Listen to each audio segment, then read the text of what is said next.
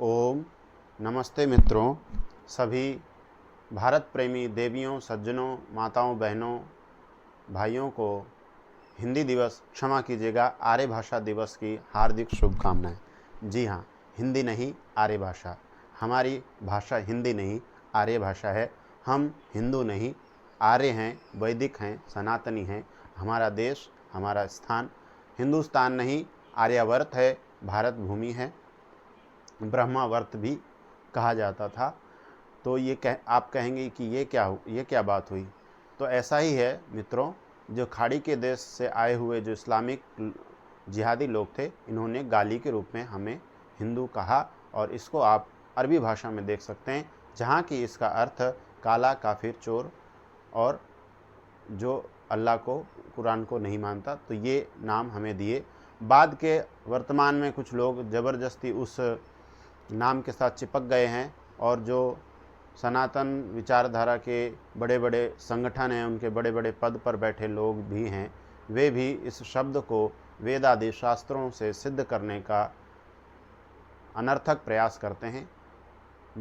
हमारे वेद से लगा करके और संपूर्ण वैदिक वाङ्मय में, संस्कृत के किसी भी प्राचीन ग्रंथ में, यहाँ तक कि आचार्य चाणक्य तक के समय में ये हिंदी, हिंदू और हिंदुस्तान ये शब्द उपलब्ध नहीं होता है। तो आइए आज हम आर्य भाषा दिवस समझने के लिए हिंदी दिवस के विषय में चर्चा करते हैं।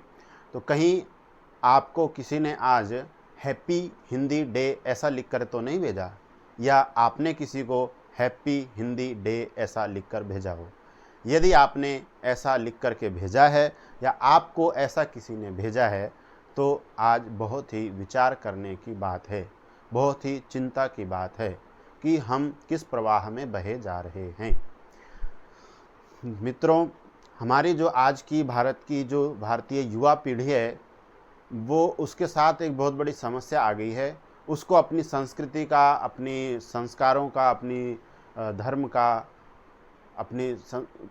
इसके जो प्राचीन संस्कृति है, उसका कोई गौरव नहीं बचा है, उसके प्रति कोई आत्म स्वाभिमान की बात नहीं बची हुई है। तो इसीलिए समस्या क्या है, कोई जन्म दिवस हो, किसी महापुरुष का जन्म दिवस हो, कोई जयंती हो, कोई हमारा सांस्कृतिक कार्यक्रम हो, पारंपरिक पर्व हो, त्यौहार हो, कुछ भी होता है, तो बस उनको केवल मस्ती करने से मतलब होता है। ये आज हमारी आधुनिक जो युवा पीढ़ी है वो ऐसी हो चुकी है, लगभग अधिकांश ऐसे ही लोग हैं। बस कुछ भी हो, उनको मज़ा करना है, मज़े लेने हैं। उनकी भाषा में कहा जाए तो जस्ट चिल यार। तो वो चिल के चक्कर में हमारी संस्कृति, हमारे संस्कार, हमारा धर्म का चाहे चिलचिला हो जाए, उनको उससे कोई मतलब नहीं होता है। तो यदि आप भी हैप्पी हिंदी डे लिख रहे हैं या आपको भेज रहे हैं, तो विचार कीजिए। ऐसे ही हम जब होली, दीपावली आती है, तो हम दीपावली मुबारक हो, होली मुबारक हो, हैप्पी होली, हैप्पी दिवाली, इस तरह लिखते हैं। तो निश्चित रूप से हम एक प्रवाह में बह रहे हैं, और हम उन पर्वों के गौरव को समझ नहीं रहे हैं। आप कहेंगे कि क्या ही अंतर पड़ता है, केवल भाषा का ही तो अनुवाद है। परंतु जो लोग ऐसा कहते हैं, वे भाषा की गहराई को नहीं समझते, शब्दों के तात्पर्य को नहीं समझते। मित्रों, हमारी भाषा के अंदर, जो संस्कृत के अंदर और संस्कृतनिष्ठ आर्य भाषा के अंदर जो शब्द हैं, वो अपने आप में बहुत ही गौरवपूर्ण हैं। उनके अंदर बहुत ही व्यापकता है। उन शब्दों का अर्थ दूसरी भाषा में भाषांतर करने पर आ नहीं सकता। इसीलिए भाषा हमारी संस्कृति से जोड़ती है। तो आइए आज इस आर्य भाषा दिवस को समझने के लिए कहूँ तो हिंदी दिवस को हम कैसे सार्थक बनाएं। तो आज हमें कुछ संकल्प लेने चाहिए। तो वो संकल्प लेकर के ही हम आज के दिवस की सार्थकता मना सकते हैं। सबसे पहला हम संकल्प लें, हम जहाँ कहीं भी अपना नाम लिखते हैं, हमारी पुस्तक है, हमारे झोले हैं, हमारे कोई भी वस्तु है जहाँ पर हमें नाम लिखने की आवश्यकता पड़ती है पहचान के लिए, तो हम क्या करते हैं, हमारा नाम तो चूँकि पहले से आर्य भाषा में ही है अथवा संस्कृत में है, परंतु लिखने में हम रोमन लिपि का प्रयोग करते हैं। जैसे मेरा नाम शिवनाथ है, तो मैं रोमन लिपि का प्रयोग करूँगा तो SHIVNATH। तो प्रायः करके लोग इस तरह से प्रयोग करते हैं। तो आज मैं आप लोगों से निवेदन करूँगा, और एक भारतीय होने के नाते आप लोगों को इस गौरव का स्मरण कराना चाहूँगा कि अपने गौरव को ध्यान में रखते हुए आज हम सभी संकल्प लें कि मैं मेरी निजी वस्तुओं में, पुस्तकों में, जहाँ कहीं भी नाम लिखूँगा देवनागरी लिपि में ही लिखूँगा। देवनागरी लिपि मतलब जैसे मेरा नाम शिवनाथ है तो श आएगा, फिर इकार की मात्रा आएगी, फिर वा होगा, फिर ना होगा, फिर था होगा। इस तरह से ये देवनागरी लिपि है। हमारी संस्कृत भाषा, आर्य भाषा जिसको हिंदी कह रहे हैं, और मराठी, नेपाली, इन 3-4 भाषाओं की जो लिपि है वो देवनागरी लिपि है। लिपि अर्थात लिखावट, जिससे हम उनको संकेतों को समझते हैं। तो आज हमें एक संकल्प लेना है कि आज से हम अपने नाम देवनागरी लिपि में ही सर्वत्र लिखेंगे। दूसरा, हम जहाँ कहीं भी अपने हस्ताक्षर करते हैं उन हस्ताक्षरों को हम देवनागरी लिपि में करें। तो आप कहेंगे कि हमारे बैंकों में भी इस तरह के हस्ताक्षर हैं, हमने रोमन लिपि में किए हुए हैं, तो वहाँ तो बड़ी समस्या आएगी। निश्चित रूप से वहाँ बाधाएं आती हैं, पर यदि हम करना चाहेंगे, बदलना चाहें तो निश्चित रूप से बदल सकते हैं। इस आर्य भाषा के लिए, अपनी भाषा की पहचान के लिए, अस्तित्व के लिए, गौरव के लिए हमारे अनेक पूर्वजों ने संघर्ष किए हैं, अपने प्राणों तक का संकट मोल लिया है। तो क्या हम अपनी गौरव के लिए इतनी छोटी सी समस्या का सामना नहीं कर सकते? तीसरा, आज हम संकल्प लें, आज आर्य भाषा दिवस है, या समझने के लिए कह रहा हूँ हिंदी दिवस है। तो हम जो दूरभाष का प्रयोग कर रहे हैं, अपना दूरभाष, उसको चलभाष भी कहते हैं आधुनिक भाषा में, मोबाइल या फ़ोन, उसके अंदर जो व्यवस्थापन है, व्यवस्थापन अर्थात सेटिंग, उसको आज हम आर्य भाषा में व्यवस्थित कर दें, अर्थात हिंदी लगा देवें। और फिर आप कहेंगे उसमें कुछ समस्याएं आती हैं। निश्चित रूप से आती, कहीं कहीं कोई शब्द समझ में नहीं आते, वो उन शब्दों का, उनका आविष्कार उसी अंग्रेजी भाषा में हुआ। तो जब वो बाधा आती, उस समय के लिए, थोड़ी देर के लिए आप उसका जो है अंग्रेजी में व्यवस्थापन कर लें। उसके बाद पुनः आप अपने दूरभाष के व्यवस्थापन को, अर्थात सेटिंग को हिंदी में परिवर्तित कर लें। तो इसमें हमें हमारा अभ्यास करना चाहिए, हम अपनी भाषा के साथ कितने आग्रह रखते हैं।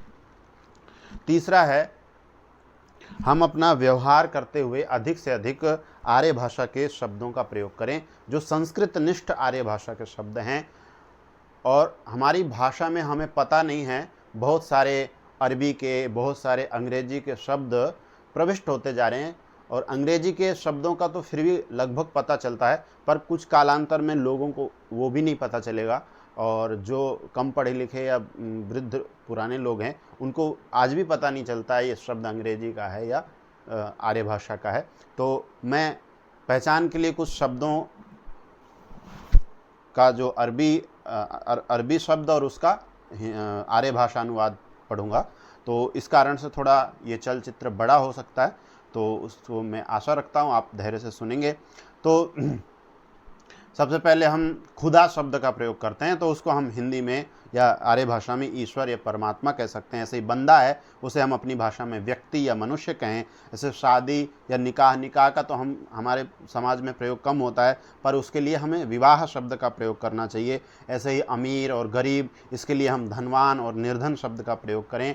ऐसे ही मियाँ और बीवी, ऐसा बहुत प्रचलित है, लोग बोलते हैं, तो उसको मियाँ बीवी ना कह करके पति पत्नी कहें। और पति पत्नी दोनों को कहने के लिए एक और बहुत ही अच्छा शब्द हमारे भाषा के अंदर है, उसको कहते हैं दंपति। और एक और भी शब्द है, वो कम प्रचलित है, उसे कहते हैं जमपति। तो जमपति या दंपति कहने से पति पत्नी दो का ही ग्रहण होता है, या पति पत्नी का प्रयोग करना चाहिए। इसी प्रकार जो ईमानदारी है, उसके लिए सत्यनिष्ठा, ईमानदार अर्थात सत्यनिष्ठ, निष्ठावान। मोहब्बत या इश्क, उसके लिए प्रेम। औलाद, उसके स्थान पर संतान। हैसियत के स्थान पर प्रतिष्ठा या प्रभाव। ऐलान के स्थान पर घोषणा। जंग के स्थान पर युद्ध। शहजादा या शहजादी के स्थान पर राजकुमार या राजकुमारी। बादशाह के स्थान पर हम राजा। बेगम के स्थान पर रानी। इम्तिहान के स्थान पर परीक्षा। वक्त के स्थान पर समय। टाइम के स्थान पर समय। आवाम के स्थान पर जनता। मुल्क के स्थान पर राष्ट्र या देश। हुकूमत के स्थान पर सरदार। असलियत के स्थान पर हुकूमत के स्थान पर सरकार। और असलियत के स्थान पर सच्चाई या वास्तविकता। सरहद के स्थान पर सीमा। निगाहें या नज़र के स्थान पर दृष्टि। तनख्वाह के स्थान पर वेतन। सियासत के स्थान पर राजनीति, रंजिश के स्थान पर षड्यंत्र, गद्दार या गद्दारी के स्थान पर विश्वासघात या विश्वासघाती, वफादार के स्थान पर विश्वसनीय, शहादत या शहीद के स्थान पर बलिदान अथवा बलिदानी। हम अपने पूर्वज जो बलिदानी हुए उनके लिए हम शहादत या शहीदी दिवस कहते हैं, तो हम उसको बलिदान दिवस या उन युवकों को बलिदानी कह सकते हैं, कहना चाहिए। ऐसे इंतकाल अर्थात देहांत, फिर अंजाम, परिणाम, गफलत या बेहोशी, उसके स्थान पर अजागरूक या अजागरूकता, बहस के स्थान पर विवाद, यतीम के स्थान पर अनाथ, बेबुनियाद के स्थान पर निराधार, फरियाद के स्थान पर याचना या मांग, फरमाइश के स्थान पर इच्छा, औरत शब्द के स्थान पर महिला, स्त्री या नारी शब्द का प्रयोग करना चाहिए। अभी पीछे ये बहुत बात सामने आ रही है कि औरत शब्द का अर्थ अरबी भाषा में बहुत ही निंदित है, घृणित है, इसलिए इस शब्द से हमें बचने का प्रयास करना चाहिए। इसी प्रकार हालात, उसके स्थान पर परिस्थिति, हुस्न, उसके स्थान पर यौवन या रूप, खूबसूरत या खूबसूरती, सुंदरता, सुंदर, नफरत के स्थान पर घृणा, मादरे वतन के स्थान पर मातृभूमि, नाराज या नाराजगी के स्थान पर रुष्ट अथवा रुष्टता, दास्तां के स्थान पर कहानी या कथा, तालीम या एजुकेशन, एजुकेशन अंग्रेजी है, तालीम अरबी का है, उसके स्थान पर शिक्षा, उस्ताद के स्थान पर गुरु या निपुण, बुक या किताब बोलने की बजाय हम पुस्तक शब्द का प्रयोग करें, प्राइज या खिताब के स्थान पर पुरस्कार या कीर्तिमान, टीचर, शिक्षक, टीचर के स्थान पर शिक्षक अथवा अध्यापक, स्टूडेंट्स के स्थान पर विद्यार्थी, स्कूल कॉलेज के स्थान पर विद्यालय महाविद्यालय, तालुकात के स्थान पर संबंध, रिश्तेदार के स्थान पर संबंधी, कौम या बिरादरी के स्थान पर जाति, पेरेंट्स के स्थान पर माता पिता या अभिभावक, शौहर के स्थान पर पति, मिस्टर या मिसेज, ये बहुत गलत शब्द हमारी भाषा में प्रविष्ट हो चुके हैं, घुसपैठ कर चुके हैं, तो इनसे हमें बचने का प्रयास करना चाहिए और इनके लिए हमें श्रीमान और श्रीमती शब्दों का प्रयोग करना चाहिए।